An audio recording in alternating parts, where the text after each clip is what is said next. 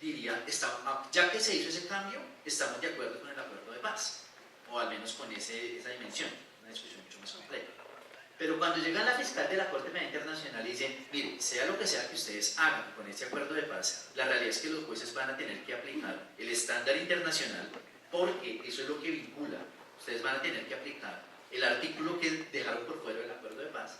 Entonces, ¿dónde quedan los militares en ese contexto? O bien quedan levantando la mano diciendo, mire lo que dice el acuerdo de paz, ustedes tienen que aplicarme este estándar de cadena de mando. Eso es lo que dice el acuerdo de paz, eso es lo que dice el acuerdo del Teatro Colón. ¿Y qué dice la Corte Penal Internacional? Si ustedes le aplican ese estándar, nosotros vamos a juzgarlos, porque ese estándar no es suficiente. Eso genera un problema. Y esto no es un problema especulativo, es un problema señalado específicamente por la fiscal de la Corte Penal Internacional en ese contexto. Ahora bien, nuevamente, esto no es algo que salga de los procesos de negociación, cómo se llevan a cabo. Son las presiones estructurales de poder en Colombia, que una vez existe ese texto, comienzan a generarse. Una vez sale el texto, comienza a generarse la presión de decir, ese no es el estándar de responsabilidad de mando que ustedes me van a aplicar. Una vez sale el texto, sea lo que sea, yo voy como individuo a participar en política. Sea lo que sea que usted diga.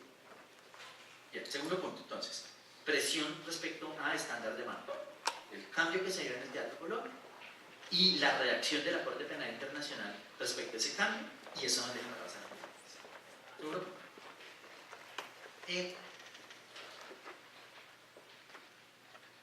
tercer punto, y para terminar más rápidamente, el tema de la Corte Constitucional y los denominados terceros responsables. Entonces, como nuevamente el profesor Cáceres describía de manera absolutamente concreta y correcta, lo que salió del acuerdo o de la negociación en La Habana, fue una estructura en términos generales balanceada, en la cual reconocía que hay unas dimensiones económicas y políticas al conflicto armado. Y por lo tanto, valga la aclaración, como ha ocurrido en muchos otros procesos. Entonces, en Argentina llamaron al Citibank a decir, ¿usted cómo estuvo financiando a este régimen? En El Salvador también hubo una dimensión de eso. Es decir, eso es toda una dimensión muy importante de justicia transicional. ¿Quién financió? ¿Cómo? ¿Por qué? ¿Quiénes dieron cobertura política? ¿Cómo? ¿Por qué? Esto no es algo que sea excepcional en Colombia en ese sentido, es algo que es crucial en términos de las transformaciones en justicia transicional. Bien, la Corte Constitucional analiza esa dimensión del acuerdo y dice, no, esta parte no va. Esta parte, ustedes, es decir, que las personas, como explicaba el doctor Cáceres, si los terceros, es decir, terceros en qué sentido? En el sentido que no son actores del conflicto. Si los terceros, empresarios, pero también otros políticos, quieren presentarse, pueden venir, pero la JEP no los va a poder llamar. Entonces, hay una tensión muy fuerte. Gran parte de los activistas de derechos humanos vieron esto como una restricción muy importante a los poderes de la JEP. De otra parte, el análisis de la Corte Constitucional tuvo dos partes. Uno, es que esto no quiere decir que estos terceros responsables en todo caso no vayan a responder ante la jurisdicción ordinaria. Contraargumento obvio, ese que era el argumento que hizo el doctor Cáceres. Dese cuenta que acá la jurisdicción ordinaria no sirve para nada. Pero ojo, porque en últimas, y esta es una de las señales fundamentales que envía la Corte Constitucional en esa sentencia, la JEP no está aislada de la jurisdicción ordinaria en Colombia. No es una rueda suelta.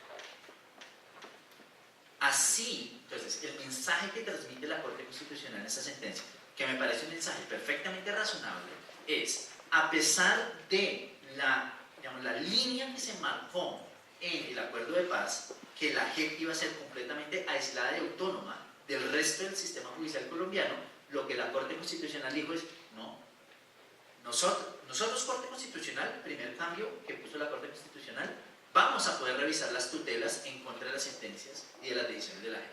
Originalmente, como estaba en el procedimiento planteado en el acuerdo de paz, era que la propia JEP respondía a las tutelas en contra de sus propias sentencias, porque la temporal. Acuérdense que la JEP tiene un término de tiempo de 20 años muy estricto y nadie quiere que se alargue más, ni siquiera los no hay frases claras. En ese sentido, la forma en que lo planteó el acuerdo de paz es: esto es autocontenido, esto es un sistema autocontenido que debe operar de manera paralela al resto de la jurisdicción ordinaria. De ahí que terceros responsables no confiamos en jurisdicción ordinaria, nosotros mismos lo buscamos. De ahí que tutelas, nosotros mismos respondemos las tutelas. ¿Qué dice Corte Constitucional? No, señores. Esta Jurisdicción Especial para la Paz se integra a la rama judicial colombiana. Y se integra a la rama judicial colombiana en el sentido que también los operadores penales ordinarios tienen que poder investigar. También, y sobre todo, tiene que haber ese control de constitucionalidad, perdón, de tutela por parte de la Corte Constitucional. Ahí entonces el punto central es doble. De una parte, claro, los terceros responsables tienen que ser encontrados responsables, pero también hasta qué punto la JEP puede estar completamente aislada del resto de la jurisdicción colombiana. ¿Es eso sostenible? ¿No es sostenible? Ustedes saben, la justicia colombiana tiene unos niveles de aceptación mínimos, particularmente después de todos estos escándalos de corrupción. Y uno entiende políticamente que quieran crear el mundo nuevo para que sea completamente aislada y generar como un espacio de protección para que la contaminación, si se quiere, política y la falta de popularidad política de la jurisdicción ordinaria no afecte a la naciente Jurisdicción Especial para la Paz. Eso es lógico, pero institucionalmente es factible. Ciertamente la Corte Constitucional, digo, en términos de derechos fundamentales, no. Las tutelas vienen para acá. ¿Y eso qué quiere decir? Que entonces la JEP va a tener que operar en un mundo muy, muy poblado, que es el mundo de la jurisdicción constitucional colombiana. Una jurisprudencia altamente sofisticada, muy elaborada, que tiene unos estándares que a su vez también han sido percibidos por el mundo como de avanzada. Pero entonces los magistrados de la JEP tienen que integrarse, llegan a integrarse. Y ese mundo es un mundo que trae una carga, y trae una carga política. Entonces, ¿cuál es esa tensión? Una vez la Corte Constitucional dice esta parte del acuerdo no va, ¿cómo queda el escenario respecto a la integración de la Jurisdicción Especial para la Paz y la jurisdicción tradicional constitucional? Bien. Para terminar entonces está el tema de la Corte Interamericana de Derechos Humanos. Y ahorita yo creo que les cuento después lo de la selección. Lo de la Corte Interamericana de Derechos Humanos. Entonces, hay dos cosas que son fascinantes. La primera, es fascinante, como decía Doug, y único en el mundo, que el primer párrafo de un acuerdo de paz haga referencia a una frase de una Corte Internacional de Derechos Humanos. Eso no es solamente fascinante en términos académicos, eso muestra que vivimos en un mundo completamente diferente al mundo del año 91, al mundo de los acuerdos en los años 80. Es un mundo completamente diferente. El hecho que una guerrilla marxista que esté buscando tumbar el régimen constitucional diga que el primer párrafo de su acuerdo va a ser una referencia, una sentencia de la Corte Interamericana de Derechos Humanos, eso muestra que vivimos en un planeta completamente diferente a las negociaciones de paz de hace 10 o 15 años.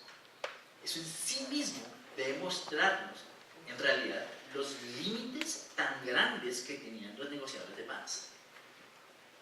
Es impresionante que lo primero que yo levanto la mano y digo es: ¿qué dice el derecho internacional de los derechos humanos? Cuando yo llevo 50 años y tengo un ejército de personas armadas. Y que yo lo primero que diga es: ¿qué dice el sistema de derechos humanos? Fascinante, señor. Ustedes lo piensan. Es algo, en realidad revela mucho el mundo en el que vivimos y otra parte de las restricciones estructurales que yo supongo que vivían en el día a día. Eso es de una parte. Segundo, también es fascinante cómo el gobierno colombiano y los negociadores también jugaron las dos cortes internacionales para lograr lo que querían.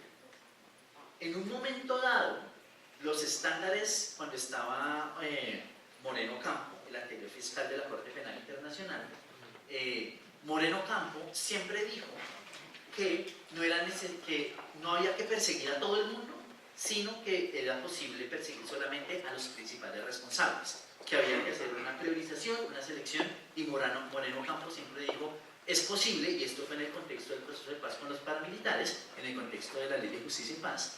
Moreno Campo, cuando venía a Colombia, siempre decía, tranquilos colombianos, ustedes pueden hacer esta selección de los mayores responsables. En ese momento, que fue antes del Mozote, antes de la sentencia a la cual hace referencia Doe, que se ampliaron los criterios, en ese momento lo que hizo la comunidad de derechos humanos en Colombia fue decir, no, mire lo que dicen los estándares interamericanos, acá hay que castigar a todo el mundo, o si no es una amnistía, porque mire lo que pasó en Perú, Barrios Altos, una sentencia muy reconocida de la Corte Interamericana de Derechos Humanos, acá si usted no persigue a todo el mundo, tiene que haber un criterio muy expansivo.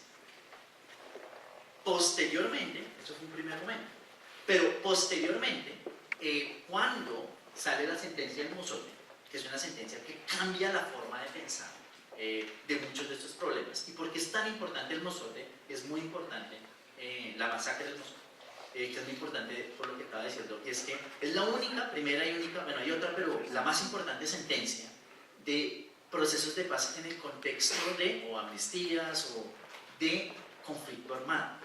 Todas las otras sentencias que teníamos eran de transiciones de dictaduras o a democracias, entonces Fujimori, el Cono Sur, todo eso. El Mozote es la única que tenemos, o la única que teníamos en ese momento, de conflictos armados.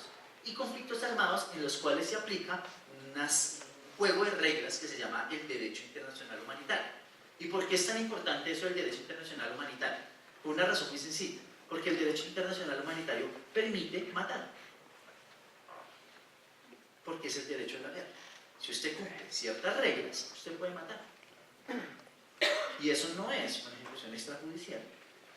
Y siempre y cuando usted cumpla ciertos requisitos de proporcionalidad, distinción, protección a los civiles, etcétera, etcétera, etcétera. Es decir, siempre y cuando usted cumple esos requisitos, el derecho internacional humanitario permite matar y por lo tanto permite que, si usted llega a un acuerdo de paz, permite dar las amnistías más amplias posibles, dicen las comisiones de Ginebra. Y ese es el punto que trae la Corte Interamericana de Derechos Humanos sobre la mesa cuando traemos sobre. Dice, señores, ustedes tienen, en el marco de un proceso de paz, ustedes tienen que dar las amnistías más amplias posibles, ojo, siempre y cuando no de amnistías a crímenes de guerra. Se mantiene ese límite. ¿Por qué estoy diciendo esto sobre este punto en concreto?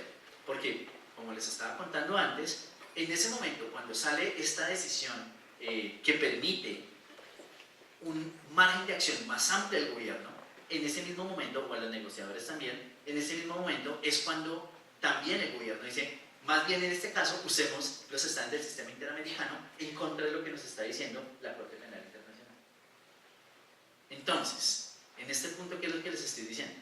No es que sea todo el derecho internacional como unívoco, en bloque, que diga una sola cosa. En realidad es fragmentado. Y en realidad permite, y esto fue algo que hizo el gobierno, jugar los estándares interamericanos en contra de la Corte Penal Internacional, o cuando permite jugar los estándares de la Corte Penal Internacional en contra de lo que exigen los estándares americanos. El gobierno colombiano es sofisticado en ese sentido, sabe lo que está haciendo y permite hacer eso. Pero llega un problema, y este es el último punto que voy a hacer sobre la Corte Interamericana de Derechos Humanos. Eventualmente va a llegar un problema, no tanto respecto a las amnistías, pero sí respecto a las reparaciones, que claramente no, digamos, hay unas menciones generales en el acuerdo de paz porque Colombia tiene una arquitectura jurídica muy sofisticada en términos de restitución de tierras y ley de víctimas para reparaciones por graves violaciones de derechos humanos. Pero va a llegar un momento, nosotros tenemos un sistema administrativo de reparaciones que dice tres cosas. Primero, en virtud del acuerdo de paz, hay ciertas violaciones graves de derechos humanos que no se han investigado. Crímenes de guerra, probablemente. Crímenes de guerra, probablemente existe el deber de investigarlos, todos. Pero hay ciertas violaciones de derechos humanos que no se han investigado porque van a tener que ser priorizadas. Si van a tener que ser priorizadas, primero, ¿qué quiere decir? Que va a haber personas cuya violación de derechos humanos no va a ser investigada. Primer elemento. Y segundo elemento, usted entra en el proceso administrativo de reparación y ese proceso administrativo de reparación tiene un techo. Usted le pueden dar tanta. Pero es que mire, a mí me mataron toda mi familia, me desaparecieron. No. El proceso administrativo que tenemos en Colombia dice que esto es lo que usted puede recibir. ¿Qué va a pasar? Entonces, eso, la Corte Constitucional en Colombia ya dijo, eso está bien. Está bien que se prioricen ciertos casos, ya la Corte dijo que eso está bien, uno, y dos, ya la Corte dijo, no hay plata, hay que hacer un sistema administrativo de reparaciones y ese sistema, siempre y cuando no sea discriminatorio, proporcional, etc., está bien, la Corte colombiana llega, está bien. Pero entonces, ¿qué va a pasar? Esa víctima tiene derecho a ir ante el Sistema Interamericano de Derechos Humanos. Esa víctima va a levantar la mano y decir, bueno, pues usted me dice que no, me voy derecho, paso por comisión, llego ante la Corte Interamericana. Y por lo tanto, la Corte Interamericana de Derechos Humanos, ante esa víctima individual, va a tener que decir, sí señor, o sí señor, usted tiene razón, usted le tiene que pagar su reparación transformadora, toda la plata que usted está pidiendo. O, sí señor, usted tiene razón, usted se le violaron el derecho al acceso a la justicia porque no le investigaron su violación de derechos humanos, no se la priorizaron. Usted sí tiene razón. Pero eso qué quiere decir entonces, que la Corte Interamericana está diciendo el sistema de reparaciones en Colombia no funciona. O la Corte dice, no señor, o no señor, usted no tiene razón, hay en Colombia un sistema establecido de priorización y hay un sistema establecido de reparaciones y por lo tanto no venga acá porque ustedes simplemente tienen que ir al sistema colombiano. Pero entonces ahí la Corte Interamericana está minando también su propia legitimidad, porque al final de cuentas le está mirando el cheque al gobierno colombiano diciéndole, pero lo que usted dice está bien. No, las víctimas colombianas después de ese caso no van a venir para acá, se van a tener que quedar en Colombia. ¿Sí se encuentra el problema? Hay una tensión súper fuerte en eso. Y eventualmente esa víctima llegará ante el sistema interamericano.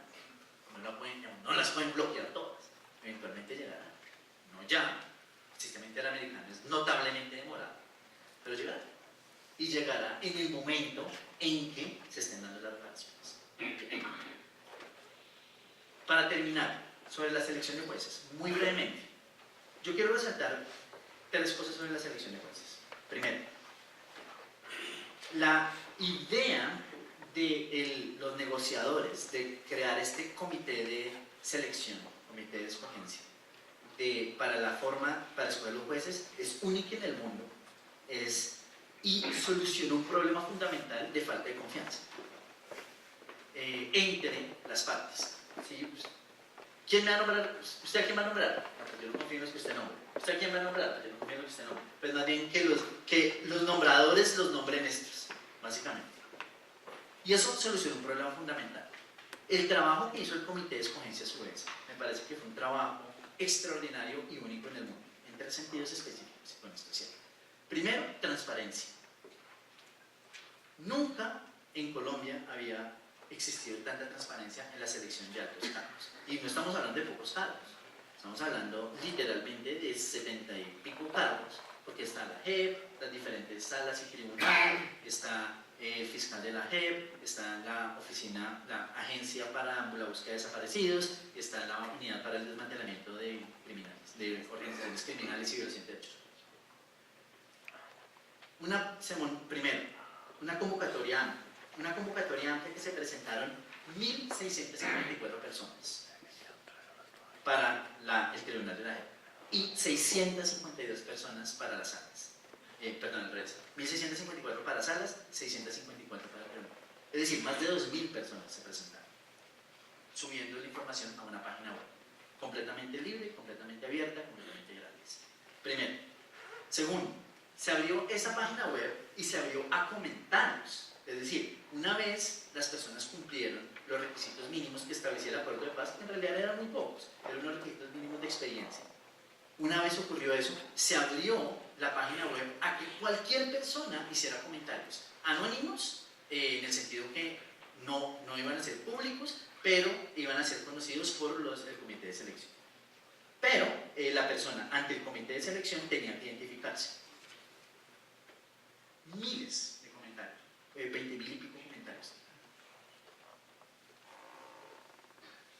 Una vez seleccionados esos comentarios, se llamó a un grupo de personas a entrevistas. Todas las entrevistas están en la página web. No hay una entrevista que no se publica en la página web. Y una vez todas las entrevistas fueron publicadas en la página web, se hizo la selección final. Nunca había existido un proceso de tal transparencia en una selección de altos cargos. La cantidad de información era tal que tocó contratar a Amazon para que guardara la información en la nube. Simplemente no existía un proveedor en Colombia que pudiera aguantar todos los... Porque además tenía, cada candidato o candidata tenía que montar sus diplomas, sus certificaciones de experiencia, sus antecedentes judiciales, sus antecedentes disciplinarios. Toda esa información tenía que estar montada. Primer elemento. Segundo elemento para resaltar. Solamente en un proceso así, logrado gracias, en mi criterio, esta excelente idea que tuvo la mesa de negociaciones. Solamente en un proceso así, en una alta corte en Colombia, el 53% de los miembros son mujeres. Solamente eso habría sido posible de esa forma. Como muchos de ustedes saben, en altas cortes, la corte que mayor porcentaje tiene 7%. De 7 a 53%. Solamente con un proceso así, el 10% de los elegidos son indígenas y el otro 10% son afros. Ni siquiera tengo que contarles cuántos magistrados indígenas hay en Colombia, en altas cortes. ¿Cuántos magistrados afro hay en Colombia en altas cortes? No hay. Entonces, este punto es la transformación que se da a través de esta idea, de este proceso de selección. Cómo este proceso de selección cambia las dinámicas estructurales políticas, es lo que a mí me da esperanza, en el sentido que lo que decidan estos magistrados, a su vez, puede también servir para revertir las dinámicas estructurales políticas a las que hice mención al principio. Son magistrados y magistradas, están ahí y están bajo una presión política muy fuerte. Nosotros lo que debemos hacer en este momento, siendo muy conscientes de lo que está ocurriendo, siendo muy conscientes de las complejidades que yo acabo de describir, lo que debemos hacer es apoyarnos, tenemos que protegernos, porque dense cuenta que gran parte de toda esta conversación gira alrededor de que muchos de ellos y ellas tomen las decisiones correctas, que cierren nuestros boquetes, que por motivos políticos o por motivos de presión política tuvieron que ser dejados en el proceso de negociación. Ellos son los que tienen que cerrarlos. Por diseño, no por error, sino por diseño tienen que llenarlos. A través de este proceso de selección, son personas altísimamente independientes con las mejores capacidades. Pero ya vimos, como lo que ocurrió con el proceso de reglamentación de la JEP, que ya Doc describió, que los francotiradores están pendientes para restringir la capacidad de estos jueces elegidos de esta forma para dar continuidad al proceso. Y en la medida en que hay unas tensiones tan fuertes, si esos jueces no toman las decisiones correctas, o si toman las decisiones correctas, pero nosotros no los rodeamos, va a ser muy fácil que se deslegitime esta corte, a pesar de su independencia, a pesar de su composición política, perdón, a pesar de su composición étnica y a pesar de su independencia política. Por lo tanto, este es el momento, y con esto quiero cerrar, es el momento que una vez entendemos lo que está pasando y las tensiones y los problemas tan grandes, es el momento de apoyar a estos jueces. Están comenzando. Tienen su edificio en la calle 60 y pico con carrera séptima, están comenzando en computadores, están comenzando. Están integrados en una dinámica altamente compleja. ¿Qué debemos hacer nosotros? Apoyarlos, respaldarlos, porque al final de cuentas estas decisiones que ellos tomen son las decisiones que van a dar el cierre a muchas de estas dinámicas estructurales, que a su vez van a impedir que haya una intervención de la Corte Penal Internacional, que haya una burla a la justicia en términos de participación política. Son ellos y ellas los que van a tener que tomar esas decisiones. Muchas gracias.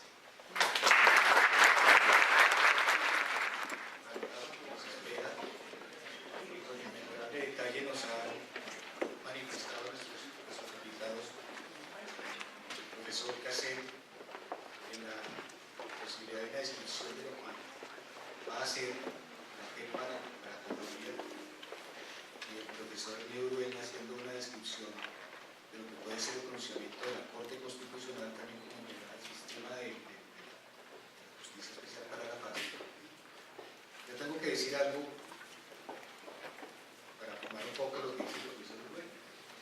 ahora esos francotiradores de la JEP tengan mala puntería. No le van a apuntar a una que nos van a abocar al futuro a seguir en esa dinámica de la guerra que están viviendo. A eso le apostamos. Y yo creo que los egresados de la Universidad de los Andes tenemos ese punto de vista. Y es que la guerra es muy dura. Y no más guerra en Colombia. Recuerdo mucho las palabras acá en esa época, el jefe del grupo de negociadores de la Habana, el doctor Humberto de la Calle Humana. Él decía: no hay acuerdo perfecto. No podemos buscar un acuerdo perfecto porque, como lo describía el profesor Casero, Colombia es único en el mundo. El conflicto colombiano es único en el mundo. Y por eso las variables que nos han presentado nuestros expositores hoy, con ese altísimo grado de contundencia. Bueno, mientras iniciamos la ronda de preguntas, yo sí quiero plantearle a nuestros invitados un cuestionamiento que es más de la opinión pública colombiana, que ahora sí que nosotros tenemos la posibilidad de entender un poco más estas circunstancias por tener formación jurídica, pero obviamente la mayoría de nuestra opinión pública no tiene ese atrevimiento. Hay algo que preocupa muchísimo a la gente, y es el grado de impunidad que se puede generar después de la implementación de la JEP. Lo que dice René es absolutamente cierto. Para esta conferencia yo tuve la oportunidad de acercarme a la sede de la Justicia Especial 63, tal vez con séptima, y literalmente es cierto, no han instalado las líneas telefónicas, no hay teléfono todavía. Entonces, ¿cómo hacemos entenderle, cómo le damos esa herramienta a la opinión pública para entender que el proceso de paz en Colombia y la JEP no van a generar impunidad? A veces nosotros tenemos en la cabeza que la impunidad va de la mano con la posibilidad de encarcelar físicamente a alguien. Pero ¿cómo le hacemos entender, cómo le explicamos a la gente, especialmente a nuestros invitados, a los que asistieron a nuestra conferencia hoy en día, para entender que esa impunidad tiene otra visión, tiene otra forma y tiene otra implementación?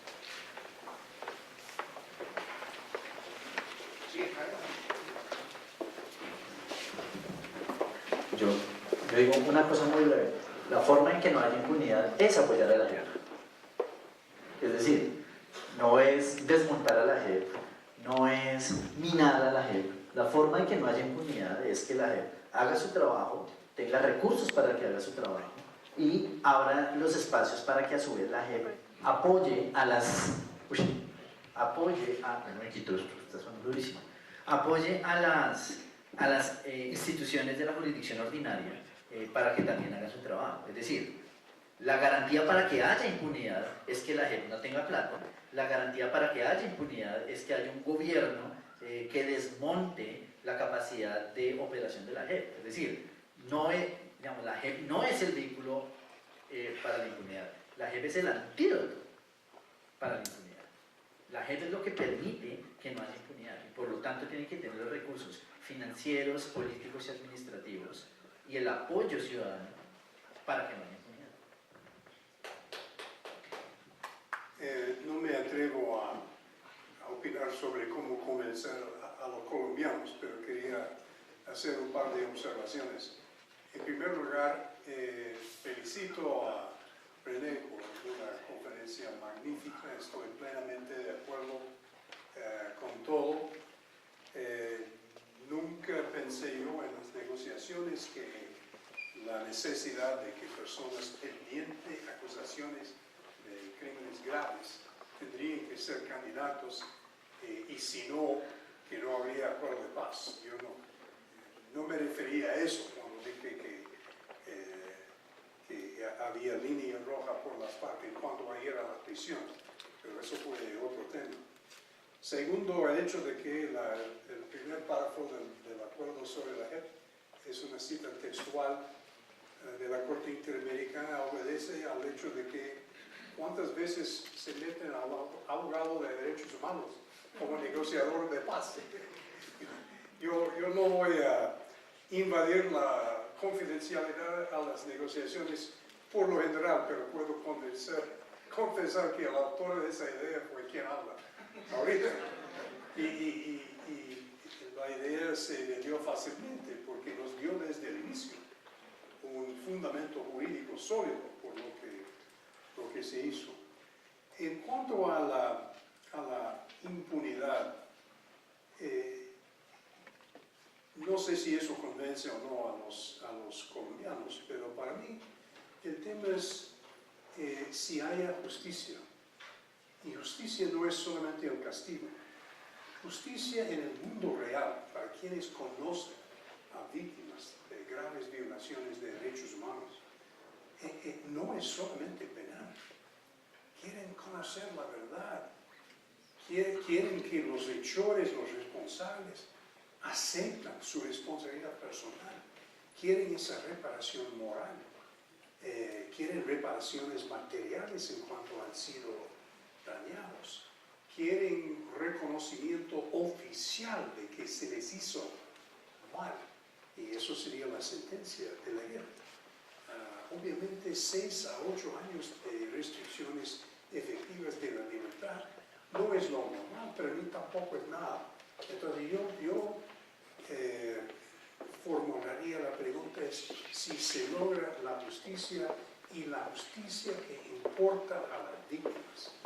Yo tengo muchas experiencias en diversos países en que las víctimas que no reciben la verdad, que no reciben reparación, que no reciben aceptación de responsabilidad, y lo único que hay es que alguien vaya a la cárcel y me dice, ¿y eso qué me hace para mí?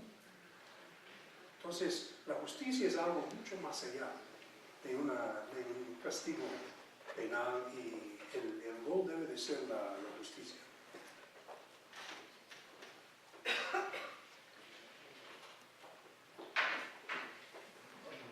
Dije gol, eso es inglés, el objetivo.